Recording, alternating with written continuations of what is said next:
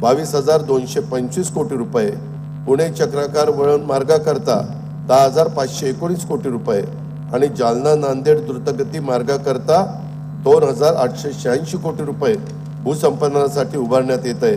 कोकण रायगड जिल्ह्यातील रेवस ते सिंधुदुर्ग जिल्ह्यातील रेड्डी दरम्यानच्या सागरी महामार्गावरील 9 मोठ्या पुलांच्या पैकी 3 पुलांच्या कामांना प्रशासकीय मान्यता देण्यात आली असून ते निविदा स्तरावर आहे।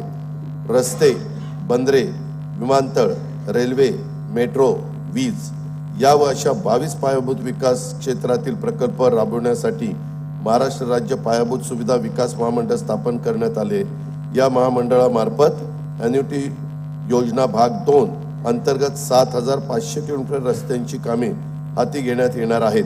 सन 2024-25 या वर्षासाठी कार्यक्रम खर्चाकरता नगरविकास विभागास 10,629 कोटी रुपये आणि सार्वजनिक बांधकाम रस्ते विभागास 19,936 कोटी रुपयाचा नियतव्यय प्रस्तावित आहे।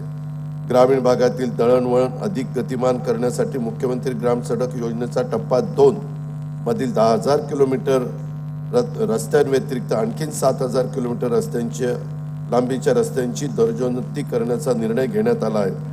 त्यासाठी 7,600 कोटी रुपयाचा खर्च अपेक्षित आहे। भारतातील पहिली बुलेट ट्रेन मुंबई ते अहमदाबाद या जलद गती रेल्वेचे मार्ग प्रकल्पाचे महाराष्ट्रातील भूसंपादन जवळपास पूर्ण झाले आहे। मुंबई महानगर प्रदेशात उभारावयाच्या 337 किलोमीटर लांबीपैकी 263 किलोमीटर लांबीच्या मेट्रो मार्गिका मंजूर असून 46.5 किलोमीटर लांबीच्या मार्गिका कार्यान्वित झालेल्या आहेत। सुमारे 6 लाख प्रवासी दररोज या सुविधेचा लाभ घेत आहेत। राज्य शासनाच्या आर्थिक सहभागातून सुरू असलेली अहमदनगर बीड परळी वैजनाथ वर्धा यवतमाळ नांदेड वर्षा देसाईगंज गडचिरोली आणि नागपूर नागवीड रेल्वे प्रकल्पाची कामे प्रगतीपथावर आहेत। कल्याण मुरबाड पुणे नाशिक सोलापूर तुळजापूर धाराशिव या नवीन रेल्वे मार्गाची भूसंपादनाची कारवाई सुरू आहे।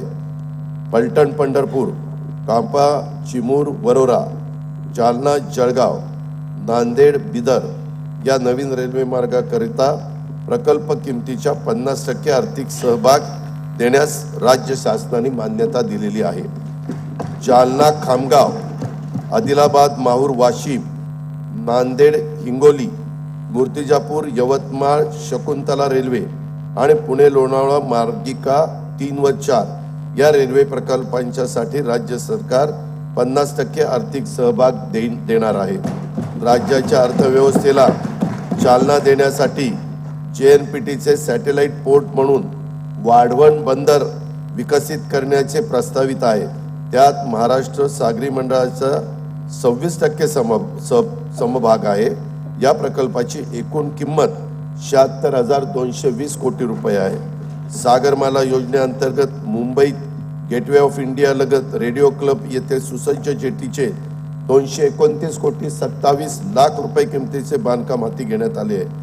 रत्नागिरी जिल्ह्यातील भगवती बंदर येथे सुमारे 300 कोटी रुपये, रायगड जिल्ह्यातील सागरी दुर्ग जंजिरा येथे सुमारे 111 कोटी रुपये तर मुंबई जवळ एलिफंटा येथे सुमारे 88 कोटी रुपये रकमेची बंदर विकासाची कामे हाती घेण्यात येत आहेत। रत्नागिरीतील मिरकरवाडा बंदराचे आधुनिकीकरण करण्यात येत आहे। त्याचा फायदा 2,700 मच्छीमारांना होणार आहे। अहमदनगर जिल्ह्यातील शिर्डी विमानतळाच्या सुमारे 50,000 चौरस मीटर अत्याधुनिक एकात्मिक टर्मिनल इमारतीचे काम लवकरच सुरू होईल। छत्रपती संभाजीनगर येथील विमानतळाच्या विस्तारासाठी भूसंपादनासाठी 578 कोटी 45 लाख रुपयांचा निधी मंजूर करण्यात आलेला आहे। नागपूर येथील मिहान प्रकल्पासाठी भूसंपादन व पुनर्वसनासाठी 100 कोटी रुपयांचा निधी उपलब्ध करण्यात आला आहे। कोल्हापूर विमानतळाच्या विस्तारासाठी भूसंपादन सुरू असून आवश्यक निधी उपलब्ध करून दिला जाईल। अमरावती येथील बेलोरा येथील विमानतळाच्या धावपट्टीचे विस्तारीकरण पूर्ण झालेले रात्रीची विमानसेवा सुरू करण्याची साठीची कामे सध्या सुरू आहेत। नवीन मुंबई विमानतळाचं काम वेगाने सुरू असून त्याचा पहिला टप्पा मार्च 2025 पर्यंत कार्यान्वित होईल।